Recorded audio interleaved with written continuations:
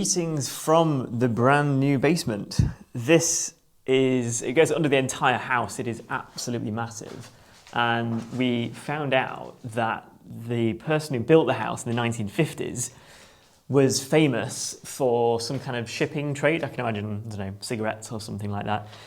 So I can only imagine that they used to store everything literally under here. And it just goes on and on and on. This is probably one of the biggest basements I've ever seen. It goes under the entire footprint of the house. I don't know how well you can see that. Oh, it's too dark. There's another entire room there, but there's no working light on it.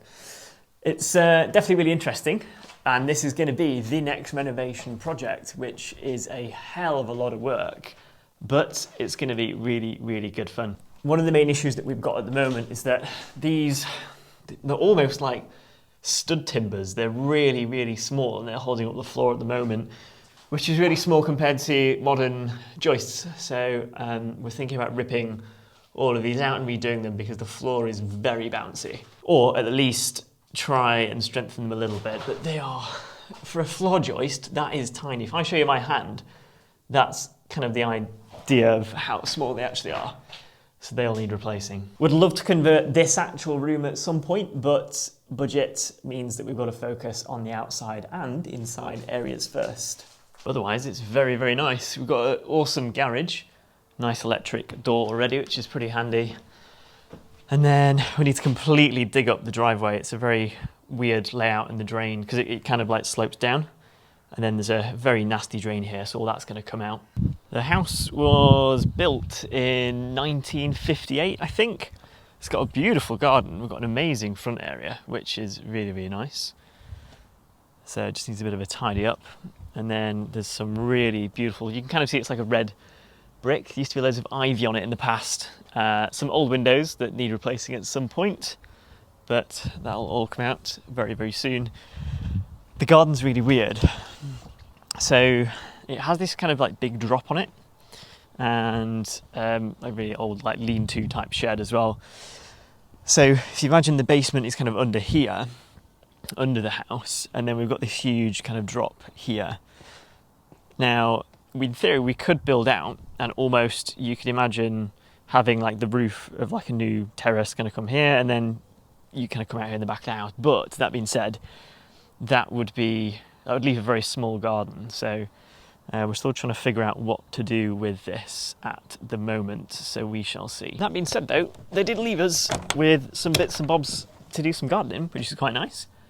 So we've got a little outhouse here that we can probably rip off at some point because we want to put the kitchen onto the back here. So I want to basically knock some of these bricks out there, knock some of the bricks out there, and then you effectively create a really big space for some nice bifolds. So this is going to have to go at some point, but it's literally just attached with a little bit of wood against the bricks of the house. This is the kitchen. It's a really nice little old room, which is really, really small at the moment, but it's livable. We can live with it. The whole thing's going to come out. We've got some very interesting tiles here that they don't really make it like this anymore. So it'd be a shame to get rid of them, but they do need changing because they've probably been on the wall for probably about, I don't know, 30, 40 years, something like that.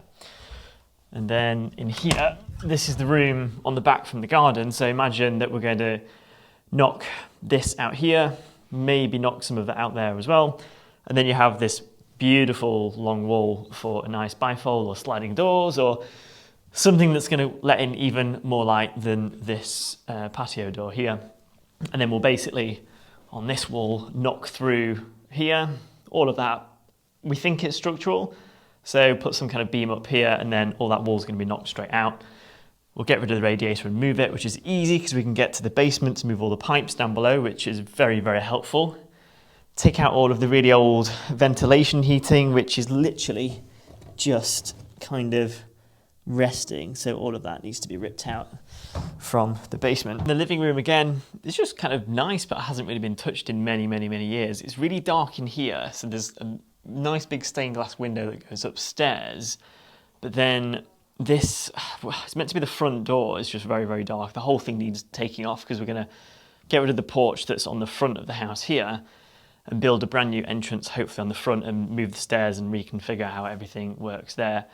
which I think will really, really brighten up and add loads of space because you can kind of move the stairs out the way and then open up this whole landing, which then would go into a door, one of the doors here that will block up, and then you'll go into an open plan living room and kitchen there. Then here we've kind of got a bit of like dead space more than anything, so we'll probably extend what is the downstairs bathroom, maybe make it into a small office, something like that, and kind of make this a little bit bigger and all becomes one room. And then for the living room, it's got a very nice old, what would you say this is, 70s? It was really popular, maybe in like the 70s, 80s, like just big stone. The actual fireplace itself looks nice. It's all fake, unfortunately. If you literally look under here, you can see, if it's too dark, you can't see that. It just goes up to the original wall, and even like the coving is there and the paint as well. So this just needs all ripping out completely and build either like a nicer stone fireplace, because the actual chimney breast is on the other side of the wall, which is going to be in the living room kitchen, in the like kitchen diner. So we'll think about that one and see what's going to be best. Otherwise, rip this out and maybe put in a nice media unit, and then potentially rip out the wall here and make these windows into bigger doors. Again, just to get a bit more light into the room. The windows are fairly big as it is, but I think as it goes on to the back garden, it'd be good to get some bigger doors that we can go out to, and then almost have like a little terrace bit outside. We've already done some asbestos testing and just checking how the walls are constructed. It's literally just, it's freezing in here because you literally have the wallpaper. There's a really thin skim of plaster here, and then it just goes directly onto the brick. So there's barely any plaster whatsoever on there. And definitely there's no boards as well. So we're going to be insulating the house within an inch of its life. And that kind of leaves us with what is the temporary YouTube studio at the moment. We've got a lovely view over the front of the house and into the garden, which is really, really nice. And you can see some squirrels running around in the day. This room, I think, is going to stay this size. I don't think we'll change it too much, but it's just the dumping room at the moment for all the rest of the boxes in the house. Might look a little bit familiar with some of the filming scenes, hence all the boxes are still there and we just haven't got rid of them. They're not intentionally there for the set, it's actually a standing desk that we just haven't built yet. So yeah, I think we're going to completely take all of this back to brick, insulate the walls, make it nice and warm in here, and then either just whitewash the room or make it a kind of lightish grey with some natural woods or something like that. So that'll look really, really nice as well. But the floor, there's lots of creaky floorboards around as well that we keep finding, so cannot wait to take the floor up and have a look at all of that. And we've got loads of built-in wardrobe space as well. It's really helpful. I think one of the helpful tips is that you can never have enough storage in a house, and whenever you're renovating a property, you should always make sure that you just put storage wherever you can. But I think what we're going to do is rip all of this out, just put something a little bit nicer in, because it's very, very old. None of it really fits together anymore. The doors are kind of always just about fitting together. So rip it out, but you reuse the space for the exact same purpose and put some brand new wardrobes there. I think will be very, very good there. And this is what the house looks like in SketchUp at the moment. Now, it's built in 1958. It's kind of the classic red brick house that was really, really popular post-war in that particular era. So we've basically got a big stained glass window here, a circular window, and then the porch is kind of off to the right-hand side, but we can't use the door right now because it's got this big metal bar across it and it's totally impractical. So then you've got the garages on the left-hand side, you go down the side of the house here, and then you basically got the back. Now, what we're looking to do is, if I scroll over here, is change it from that to this, which is going to look amazing. So we're just working with the architects at the moment to make this happen. My SketchUp skills aren't very good, which is why it kind of looks a little bit odd, but you kind of get the idea. So we want to put brand new stone on the front of the property because the area, all the houses have this beautiful stone, and then put a kind of new modern glazed / standing zinc seam kind of cladding on the front with a big glass gable, which then goes into a brand new roof conversion with a dormer that I haven't put on yet, but do a bit of a dormer on the back. We're debating whether to keep the hips on the roofs or not and explore with that one. But that gives you a bit of an idea. So that old porch here is basically knocked off, and I'm thinking of keeping a window there just to get some daylight into that side of the house, otherwise it'll be a little bit dark.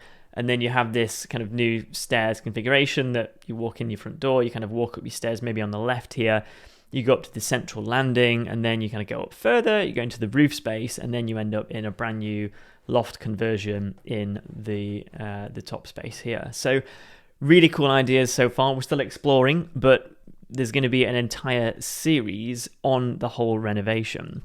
So definitely subscribe and follow along and watch us transform this house from this old thing into a nice, modern, beautiful house.